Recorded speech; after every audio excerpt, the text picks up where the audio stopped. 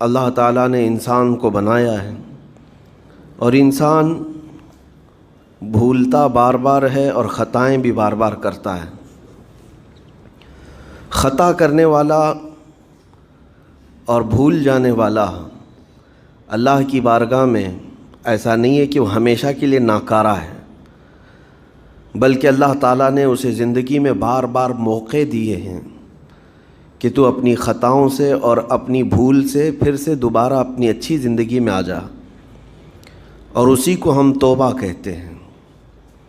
توبہ کا جو آپشن رکھا گیا ہے انسانوں کے لیے، مسلمانوں کے لیے خاص طور پر، بہت ہمت والا ہے دروازہ ہے،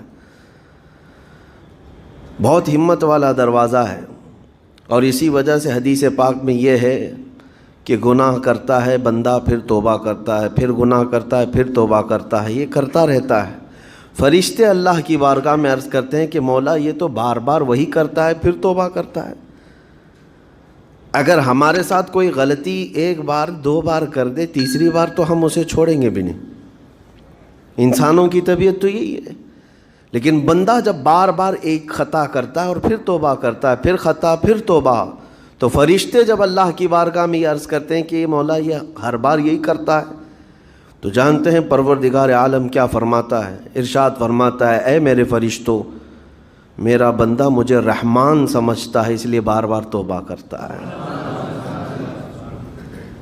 مجھے وہ ارحم الراحمین سمجھتا ہے، ورنہ کون بار بار اللہ تبارک و تعالیٰ کی بارگاہ میں دروازہ کھٹکھٹاتا۔ تو رب تبارک و تعالیٰ ارحم الراحمین ہے، یہ تصور ہر مسلمان کے ذہن میں ہے، اس کی وجہ سے وہ کبھی مایوس نہیں ہوتا۔ اور شیطان کا سب سے بڑا حربہ کیا ہے جانتے ہیں آپ؟ سب سے بڑا بہکانے کا اور گمراہ کرنے کا اور ہمیشہ گناہوں میں ملوث رکھنے کا سب سے بڑا آلہ کہ بندے کو سب سے پہلے نا امید کرتا ہے، اب تیرا کیا ہوگا، تو تو بہت برباد ہو چکا ہے۔ یہ جو خیال شیطان ڈالتا ہے دل میں، اس کے بعد پھر وہ بندہ جری ہو جاتا ہے، اب میرے توبہ سے بھی کچھ ہونے والا نہیں ہے، جو جس طرح زندگی چل رہی چلنے دو، ارے 50 سال ہو گئے اب تک میں یہی کرتا رہا، اب کیا سدھروں۔ یہ جو خیالات ہے یہ شیطان ڈالتا ہے تاکہ اس کی کفر پر موت ہو جائے، تاکہ وہ ہمیشہ گناہوں کی موت مرے۔ نا امیدی جو ڈالتا ہے شیطان، اب میرے ساتھ کچھ ہونا نہیں ہے۔ نہیں میرے عزیزو، رحمت عالم صلی اللہ تعالیٰ علیہ وسلم کی بارگاہ میں کیسے کیسے لوگ آئے اور ارحم الراحمین نے ان کی توبہ قبول کی۔ آپ کو ایک بات میں بتاؤں، سیدنا عمر ابن خطاب رضی اللہ تعالیٰ عنہ کا دور ہے، مثنوی شریف میں مولانا روم فرماتے ہیں